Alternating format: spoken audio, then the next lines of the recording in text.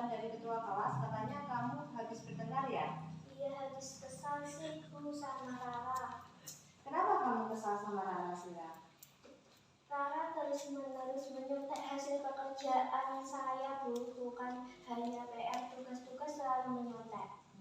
Oh begitu. Wajarlah jika kamu marah dan kesal. Iya. Jika ibu berada pada posisi kamu, pasti ibu juga akan melakukan hal yang sama. Iya Bu. Lalu, apa yang kamu lakukan terhadap Rara?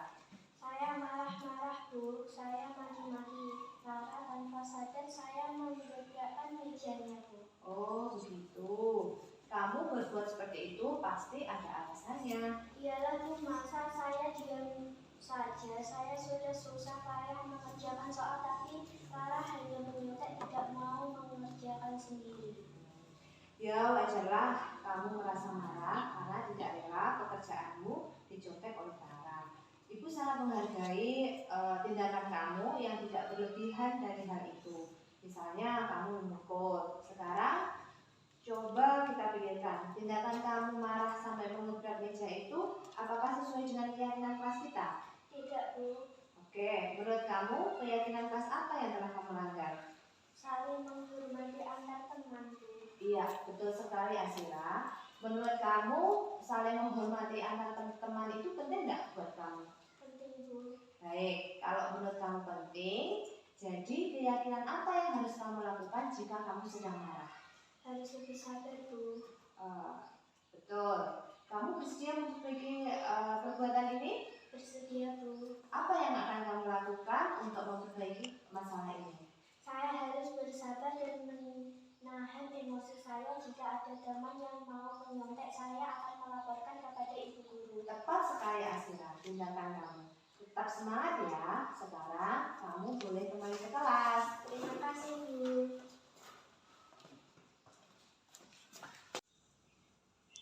Sabrina, ibu lihat kamu sering datang terlambat ya? Iya Bu. Menurut ingatan kamu, sudah berapa kali kamu datang terlambat? Sudah 5 kali Bu. Sering terlambat itu suatu kesalahan bukan? Iya Bu.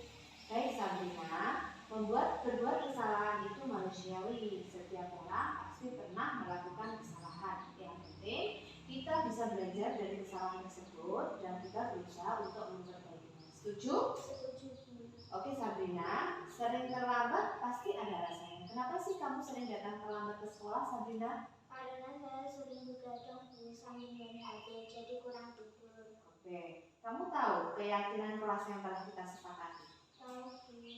Kalau datang terlambat sesuai dengan keyakinan kelas atau tidak? Tidak Bu. Menurut kamu keyakinan kelas apa yang kamu langgar? Disiplin Bu.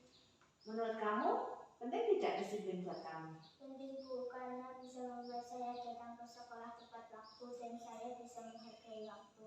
Betul, menghargai waktu itu penting dan sangat bermanfaat bagi kita. Seperti kita menghargai orang-orang di sekitar kita. Pekerjaan jadi tidak menumpuk dan kita bisa melatih rasa kepedulian. Iya Bu, saya menyesal sudah sering terlambat dan saya juga minta maaf juga karena sudah sering terlambat. Iya Sabrina, sikap yang sangat baik sudah kamu lakukan dengan cara meminta maaf. Menurut kamu, apa yang akan kamu lakukan agar kamu tidak datang terlambat lagi ke sekolah? Saya akan tidur lebih cepat dan tidak begadang lagi agar tidak datang terlambat ke sekolah. Baik Sabrina, kamu telah menemukan solusinya. Ibu akan bekerja sama dengan orang tua kamu agar Sabrina tidak datang lagi terlambat ke sekolah. Oke, sekarang Sabrina boleh kembali ke kelas. Terima kasih Bu.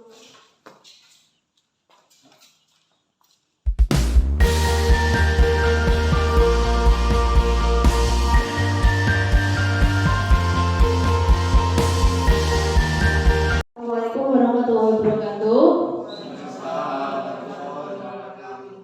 Sebelumnya saya ucapkan terima kasih kepada Bapak Ibu semua atas kesediaannya hadir dan meluangkan waktunya untuk hadir di sini dalam rangka pengibasan tugas saya di Guru Penggerak Aksi Nyata Modul 1.4 berbagi pemahaman dan pengalaman mengenai penerapan konsep inti budaya positif.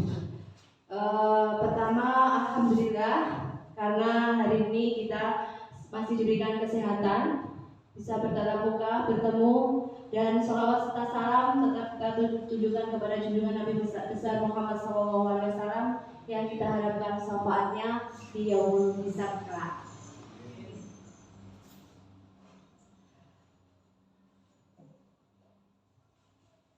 Selamat datang Bapak Ibu guru hebat. Mari kita belajar bersama, berkolaborasi, saling mendukung demi mewujudkan budaya positif di sekolah yang kita cintai. Jadi konsep-konsep inti budaya positif yang kita pelajari di modul 1.4 guru penggerak, pendidikan guru penggerak itu adalah perubahan paradigma belajar yang pertama. Kemudian yang kedua adalah disiplin positif, motivasi diri manusia, kebutuhan manusia, posisi kontrol restitusi, dan keyakinan kelas serta segitiga restitusi. Jadi yang pertama adalah perubahan paradigma belajar. Dulu itu pada zaman pendidikan zaman kolonial Belanda itu rakyat itu hanya berhitung, menulis, membaca seadanya dan untuk kepentingan kolonial Belanda. Tetapi pada zaman sekarang pendidikan itu telah berubah ke paradigma baru, yaitu pendidikan harus berpusat pada murid untuk mencapai kebahagiaan lahir dan batin yang setinggi-tingginya. Jadi tujuan kita dalam mendidik itu adalah memberikan kebahagiaan kepada anak didik kita. Pembelajaran dengan paradigma baru itu yaitu dirancang berdasarkan prinsip pembelajaran yang berdiferensiasi sehingga setiap peserta didik belajar sesuai dengan kebutuhan dari tahap perkembangan untuk mewujudkan profil pelajar Pancasila. Kita semua sudah mengenal profil pelajar Pancasila nih Bapak Ibu. Kira-kira apa saja dari profil pelajar Pancasila? Yang pertama adalah beriman, bertakwa kepada Tuhan Yang Maha Esa dan berakhlak mulia. Kemudian yang kedua adalah berkebinekaan global. Iya, berkebinekaan global. Kemudian selanjutnya adalah mandiri, bergotong royong, bernalar kritis dan kreatif. Apakah disiplin positif itu apa? Menurut Bapak Ibu apa yang dimaksud dengan disiplin positif? Taat. Apa Pak Andi? Taat. Oke, kita tahan dulu ya jawaban dari Pak Andi. Jadi dalam budaya kita makna disiplin itu sebenarnya yaitu sesuatu yang dilakukan seseorang pada orang lain untuk mendapatkan kepatuhan. Kita cenderung menghubungkan kata disiplin itu dengan ketidaknyamanan. Jika kita tidak disiplin, kita nanti akan dihukum. Jadi itu akan timbul ketidaknyamanan dalam diri kita. Bapak Pendidikan Ki Haji Dewantara mengatakan bahwa di mana ada kemerdekaan, di situ ada disiplin yang kuat. Disiplin bersifat self disiplin. Terus bacanya seperti itu. Yang bahasa Inggris, Bu Pipit, yaitu kita sendiri yang mewajibkan kita dengan sekeras-kerasnya. Tetapi itu sama saja jika kita tidak cakap melakukan self disiplin. Wajiblah penguasaan lain mendisiplinkan kita. Sebagai pendidik, tujuan kita adalah menciptakan murid yang merdeka. Syarat utamanya adalah disiplin diri sehingga mereka berperilaku sesuai nilai-nilai kebajikan dan memiliki motivasi intrinsik. Kemudian disiplin positif itu merupakan salah satu cara penerapan disiplin yang bertujuan untuk menumbuhkan kesadaran serta memberdayakan anak untuk melakukan sesuatu tanpa sogokan ancaman atau hukuman, atau yang sering kalau kita sekarang menjadi guru terkadang masih ada sedikit-sedikit ancaman kepada anak didik kita agar mereka lebih disiplin dan patuh kepada kita. Sebenarnya dalam hidup kita itu mempunyai 5 dasar kebutuhan, yaitu yang pertama adalah bertahan hidup, kemudian Kemudian yang kedua, kasih sayang, rasa diterima, penguasaan, kebebasan, dan kesenangan.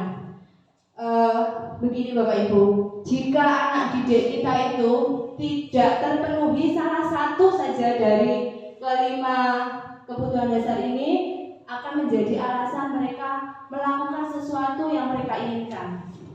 Contohnya, apabila anak tidak memiliki kebebasan, cenderung anak itu di kelas koyok males-malesan seperti itu, males-malesan, terus tidur-tiduran. Ngoten nggih Pak Andi? Terus jika dia kurang kasih sayang, itu juga mereka akan melakukan sesuatu yang menimbulkan menarik perhatian kita. Seperti itu. Jadi kelima-limanya itu seharusnya harus terpenuhi dari anak didik kita. Selanjutnya adalah tentang motivasi perilaku manusia. Jadi apa yang dimaksud dengan motivasi? Motivasi sendiri adalah dorongan yang timbul pada diri seseorang secara sadar untuk melakukan sesuatu tindakan dan tujuan tertentu. Motivasi ini bisa dari eksternal dan internal. Kalau internal itu kan dari dalam diri kita. Ini contohnya untuk menghindari ketidaknyamanan dan hukuman. Beda oleh hukuman kuwi to murid kuwi. Jadi murid itu melakukan disiplin diri karena takut dihukum. Aku kok lek kasar dihukum karo Bu Yanti. Jadi motivasi itu keluar dari luar. Terus ini adalah tingkat terendah dari motivasi perilaku manusia. Jadi dia itu melakukan sesuatu kebaikan itu karena takut dihukum.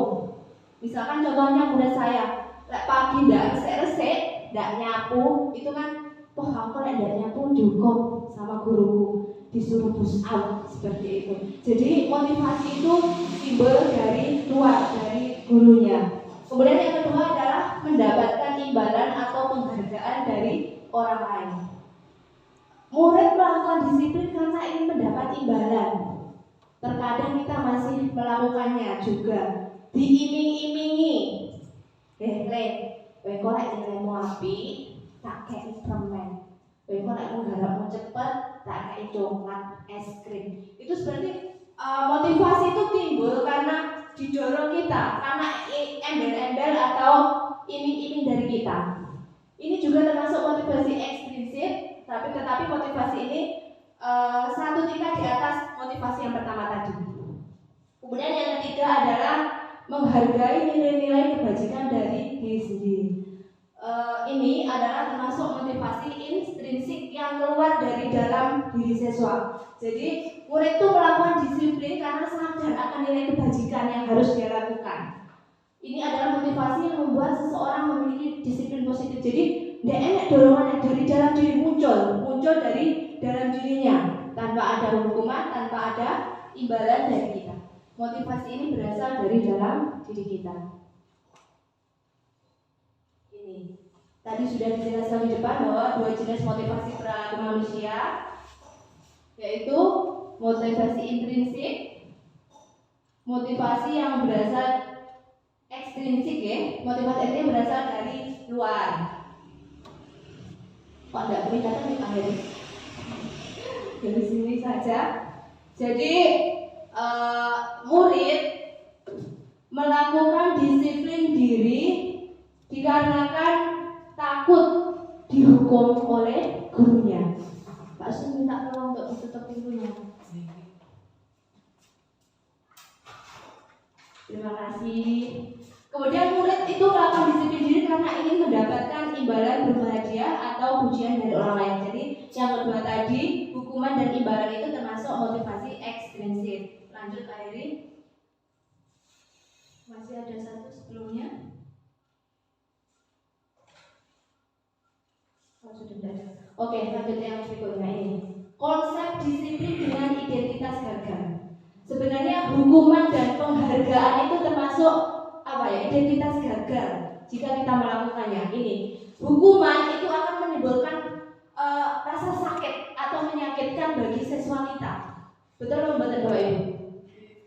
Jadi jika dihukum, misalkan dia push up, dia nanti akan selain rasa sakit capek, dia juga akan merasa sakit hati. Aku dihukum ini toh, titen orang ibu. Kemudian ada rasa tidak nyaman. Murid menjadi takut karena dihukum. Kemudian hukuman itu juga bersifat apa? Memaksa. Gelem tidak gelem ya, kamu kudu gelem. Seperti itu. Kemudian murid itu terkadang menyembunyikan kesalahan. Lek ditekoi, misalkan dia pernah melakukan kesalahan memecahkan pot di depan kelas. Bapak ibunya tidak tahu, ditanya, ini tadi siapa yang memecahkan? Misalkan sudah kok Pak, tapi dia terkadang masih menyembunyikan. Alah, aku dihukum aku ya. Seperti itu ya. Kemudian murid menjadi rendah diri. Nah, ini yang sangat berbahaya. Jadi nanti kan timbul murid itu ketika kita hukum, dia itu akan merasa rendah diri. Yo alah, aku kok dihukum atau merasa malu. Rasa kepercayaan dirinya akan turun. Seperti itu. Kemudian kalau penghargaan itu akan tidak efektif juga. Kemudian merusak hubungan. Apa yang dimaksud dengan merusak hubungan? Seperti ini. Satu kita kasih hadiah, satunya tidak. Nanti akan timbul rasa iri. Seperti itu, iri. Jadi kan kok kakak tiga hadiah atau imbalan atau melakukan aku kok enggak. Nanti akan merusak hubungan antara mereka. Kemudian mematikan kreativitas. Mematikan kreativitas itu adalah lek radikei imbalan atau penghargaan yang gak lakoni. Dewi sampean nyapu, engkau tak tumbas di permen. Ya berarti kan kreativitasnya itu karena penghargaan kita. Suatu ketika awal dewi rambo permen, kalau kita tidak membawa hadiah, dia tidak mau melakukan hal tersebut. Ngoten nggih? Setuju Bapak Ibu? Kemudian yang berikutnya adalah menghukum dengan sistem ranking. Kemudian yang berikutnya adalah merampas hak menghargai diri. Lanjut Pak Eri. Kalau konsep disiplin dengan identitas sukses itu ada dua, yaitu yang pertama konsekuensi, yang kedua adalah restitusi. Kalau konsekuensi itu penguatannya dalam jangka pendek Bapak Ibu. Kemudian perlu monitoring berkelanjutan. Perlu kita harus mengeceknya secara berkelanjutan. Kemudian ada stimulus respon, sudah ada stimulus respon. Kemudian murid juga sudah mematuhi peraturan, tetapi murid masih kehilangan waktu untuk memenuhi kesalahannya. Jadi kesalahan itu dari kita yang menunjukkan. Jadi murid itu tidak sadar ini salah. Seperti itu. Kemudian yang paling bagus itu adalah restitusi. Dalam restitusi ini murid bertanggung jawab untuk perilakunya. Jadi jika kita melakukan suatu kesalahan atau dia berbuat kesalahan, dia bisa mempertanggungjawabkan kesalahannya atau perilakunya. Kemudian fokus pada pemecahan masalah jangka panjang. Nanti ini efeknya akan jangka panjang, akan melekat di hati murid kita dan berusaha untuk tidak melakukannya lagi. Selanjutnya adalah murid menghormati dirinya dan orang lain. Selanjutnya adalah teori kontrol. Jadi pada dasarnya kita sendirilah yang memegang kontrol atas diri kita. Kita itu tidak bisa memegang kontrol kepada murid kita. Sebenarnya seperti itu. Kita saat ini merasa bahwa kita itu bisa mengontrol anak-anak di sekolah. Ternyata tidak, Bapak Ibu. Jadi yang bisa mengontrol diri kita itu adalah diri kita sendiri. Untuk melakukan kebaikan atau tidak itu yang mengontrol adalah diri kita sendiri. Kemudian yang terakhir adalah murid bersemangat dalam memperbaiki kesalahannya.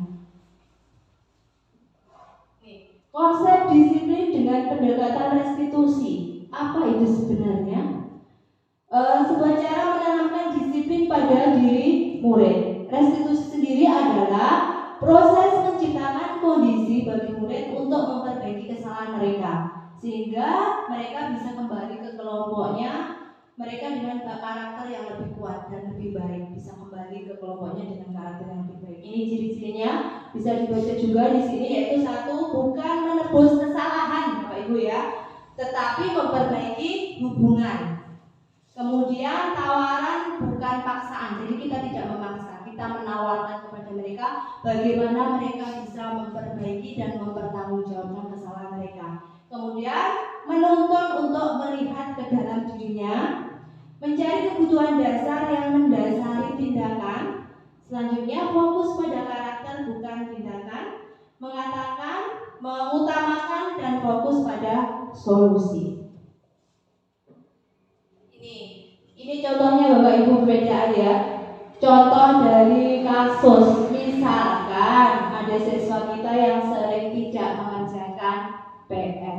Kira-kira apa yang Bapak Ibu lakukan? Kalau Bu Deni ada muridnya yang tidak mengerjakan PR, itu apa yang dilakukan Bu Deni biasanya?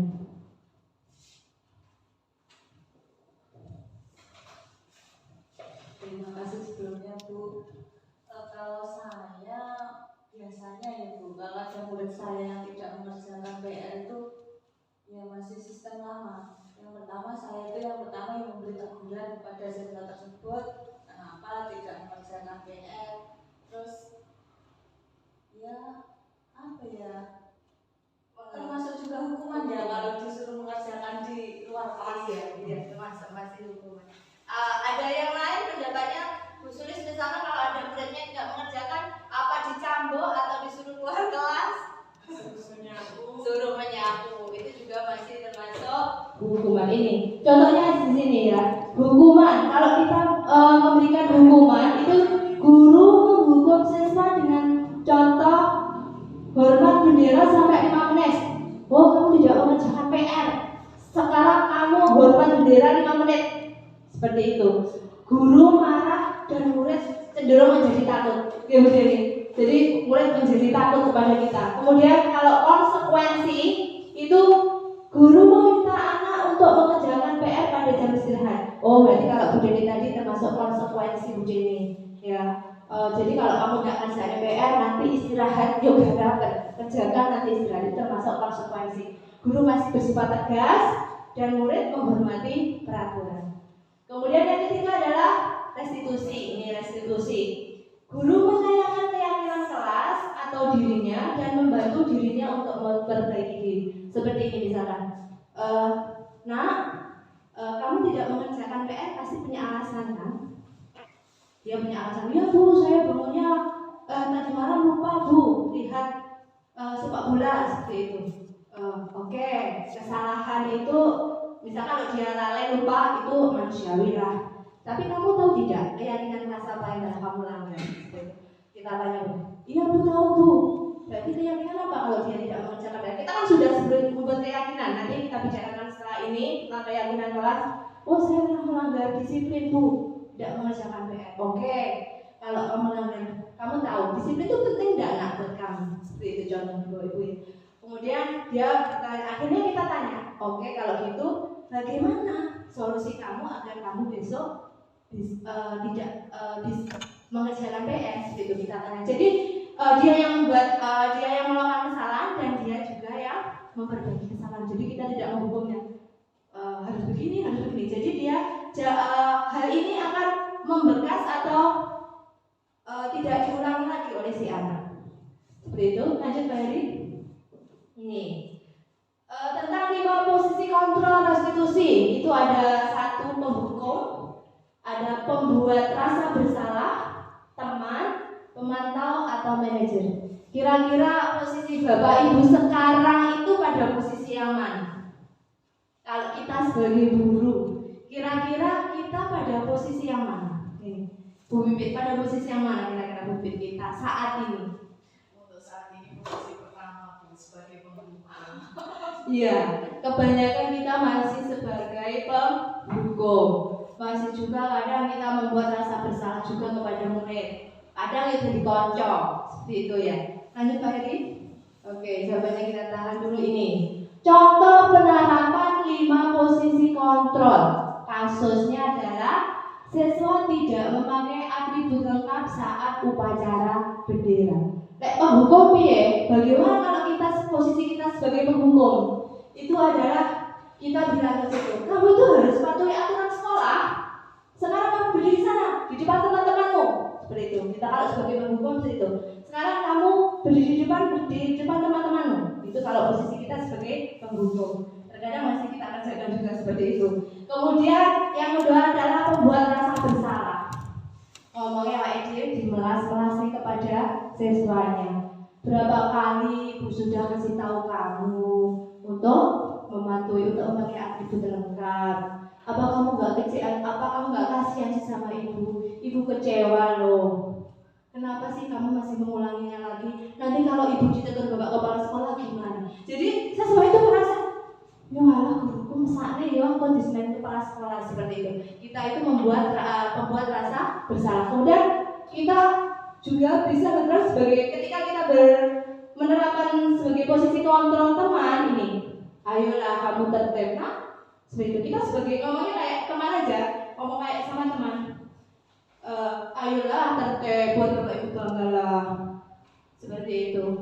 Kali ini nggak apa-apa kamu nggak pakai topi, tapi lain kali kamu pakai topi ya. Itu posisi kita sebagai teman. Ngajak ngomong koncone. Kemudian yang berikutnya adalah sebagai pemantau. Sama seperti memberi konsekuensi pada siswa. Kalau pemantau ini, kamu kali ini sudah melanggar, apa konsekuensinya? Jadi kita tanya ke mereka konsekuensinya melanggar itu seperti apa. Kemudian yang terakhir adalah kita berperan sebagai manajer. Sebenarnya sebagai manajer itu kita tidak bisa langsung ini plek, tapi perlu berhasilnya itu tidak seketika, tapi pelan-pelan akan kelihatan perubahan pada si anak tersebut. Ini kita seperti yang sudah saya contohkan tadi. Berarti kita tanya, apa kamu tahu kesalahanmu hari ini? Nah, yaitu kita tanya pelan-pelan dulu. Kita kira-kira bagaimana kamu untuk memperbaiki diri. Jadi kita tanyakan kepada si anak bagaimana caranya kita memperbaiki diri. Kira-kira bisa kita tidak ya menerapkan kita sebagai manajer untuk anak didik kita? Bagaimana Ibu? Insya Allah bisa, insya Allah. Terus belajar. Lanjut lagi.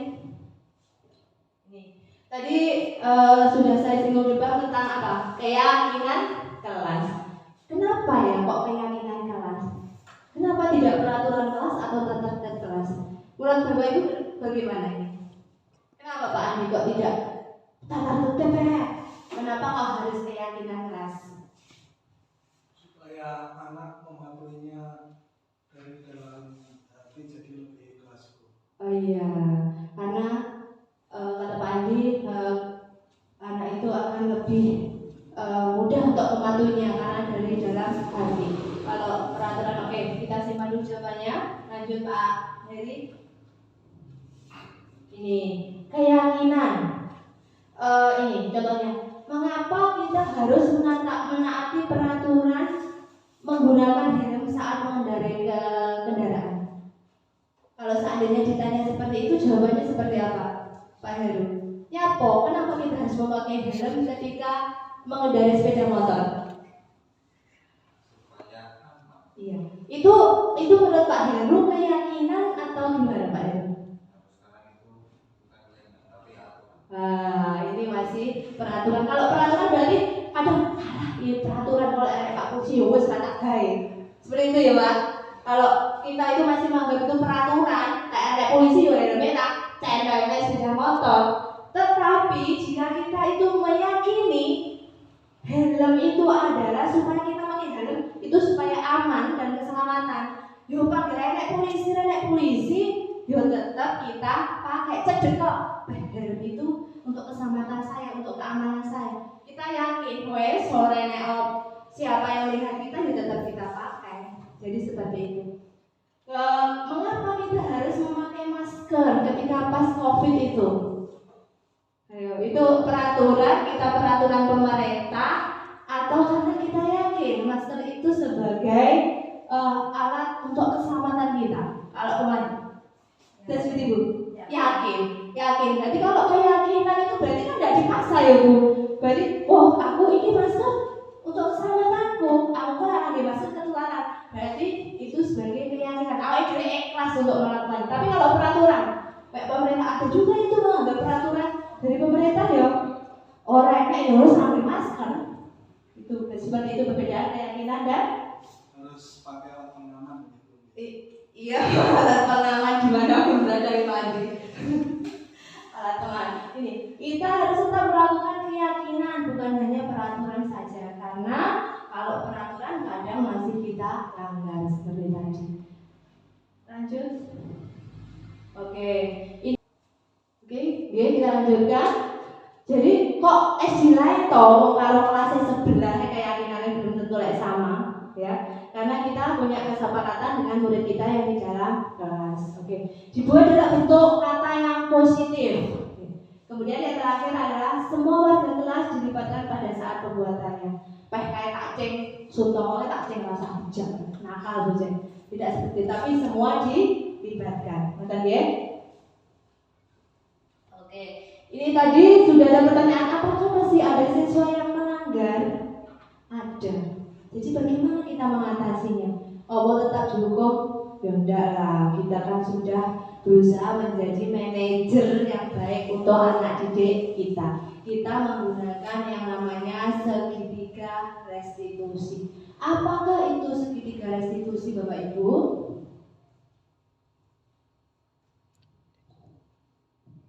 Ini pendekatan segitiga restitusi itu adalah 3 hal yang harus kita lakukan, yaitu menstabilkan identitas, validasi tindakan yang salah sesuai dengan perilaku semua perilaku yang dilakukan siswa pasti memiliki alasan. Tadi tidak karena PR banyak alasannya, teko kaset juga enak alasannya. Misalkan kita menangis juga ada alasannya. Kemudian menanyakan keyakinan. Tadi yang pertama adalah menstabilkan identitas, ya. Ini yang harus kita lakukan. Dilakukan berdasarkan prinsip membuat kesalahan adalah dari proses pembelajaran. Jadi setiap kesalahan yang dilakukan itu adalah sebenarnya proses pembelajaran. Seperti kita dalam menghadapi kehidupan ini, kesalahan adalah pembelajaran bagi kita. Ya. Kemudian menggeser identitas gagal menjadi identitas sukses. Jadi gak ada kegagalan, tapi adanya adalah kesuksesan.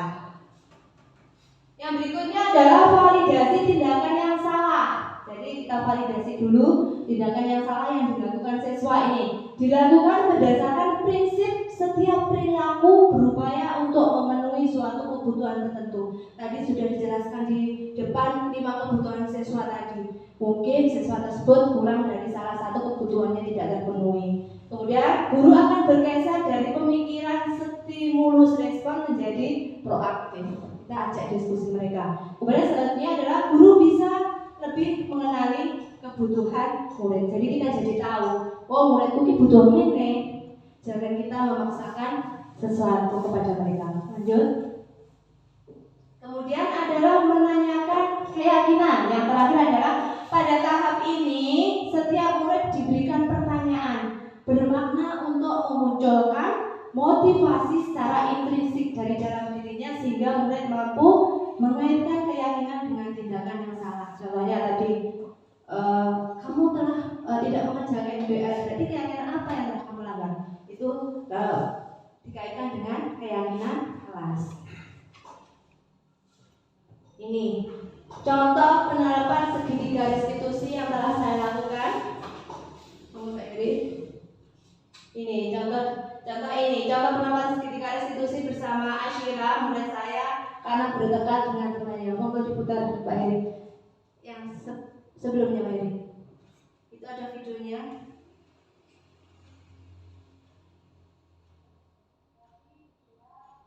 Tolong dikerasa.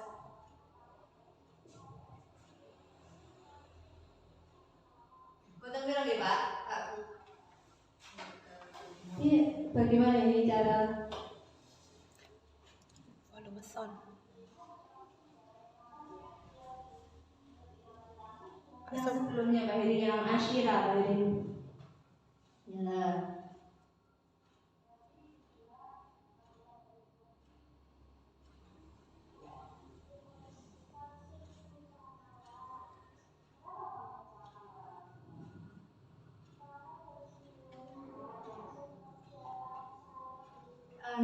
Suaranya tidak masuk.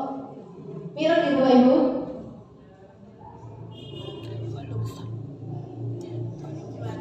Volume sound.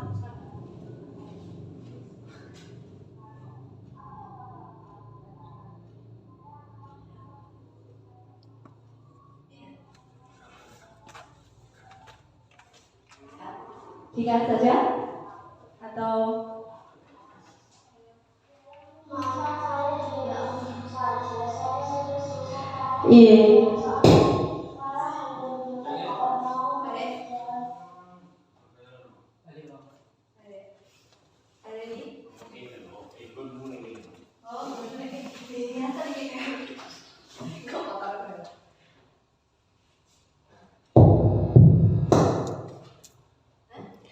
Pilih nondek sana.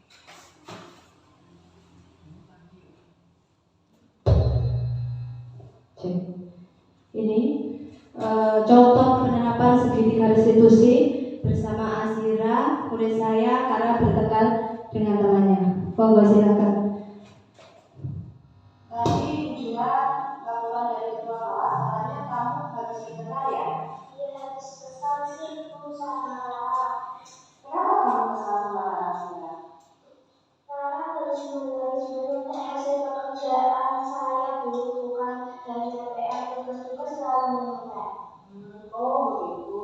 Wajarlah jika kamu marah dan kesal. Jika ini berada dalam posisi kamu, pasti itu juga akan melakukan hal yang sama. Lalu, apa yang kamu lakukan terhadap Rara? Saya marah-marah Bu, saya maki-maki Rara tanpa sadar saya membedakan mejanya Bu. Oh begitu. Kamu berbuat seperti itu pasti ada alasannya. Ya, masa saya diam saja, saya sudah susah payah mengerjakan soal tadi, Rara hanya menyontek tidak mau mengerjakan sendiri. Ya wajarlah kamu merasa marah karena tidak rela pekerjaanmu dicoret oleh Rara. Itu sangat menghargai tindakan kamu yang tidak berlebihan dari hal itu. Misalnya kamu mengukur. Sekarang coba kita lihat tindakan yang marah sampai menggunakan meja itu apakah sesuai dengan keyakinan kelas kita? Tidak Bu, Oke, menurut kamu keyakinan kelas apa yang pernah kamu melanggar? saling menghormati antar teman Bu. Iya, betul sekali Asira. Menurut kamu saling menghormati antar teman itu penting nggak menurut kamu? Baik, kalau menurut kamu penting, jadi keyakinan apa yang harus kamu lakukan jika kamu sedang marah? Harus lebih sadar Bu. Betul. Kamu bersedia mengikuti kegiatan ini? Bersedia Bu. Apa yang akan kamu lakukan untuk memperbaiki masalah ini?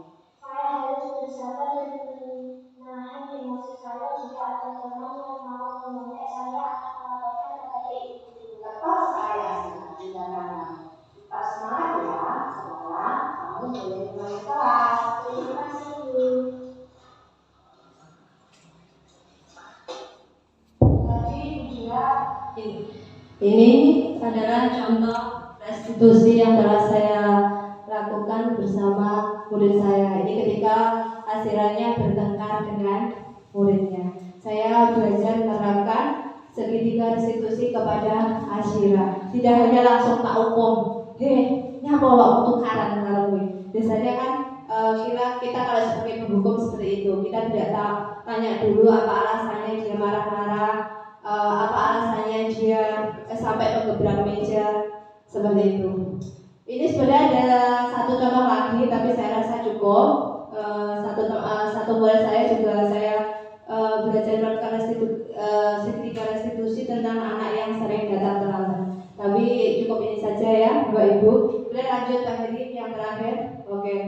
Jadi sebenarnya tujuan mulia dari penerapan disiplin positif adalah agar terbentuk murid-murid yang berkarakter, berdisiplin santun, jujur, peduli, bertanggung jawab, dan merupakan pembelajaran sepanjang hayat sesuai dengan standar kompetensi lulusan yang diharapkan. Ngoten nggih Bapak Ibu, ada yang ditanyakan atau pas? Ya. Kalau tidak ada, mungkin itu yang bisa saya sampaikan tentang budaya positif. Semoga kita bisa menjadi guru yang dan menerapkan sebagai manajer bagi anak didik kita. Oke, terima kasih. Bila ada salah-salah kata, saya ucapkan mohon maaf yang sebesar-besarnya. Assalamualaikum warahmatullahi wabarakatuh.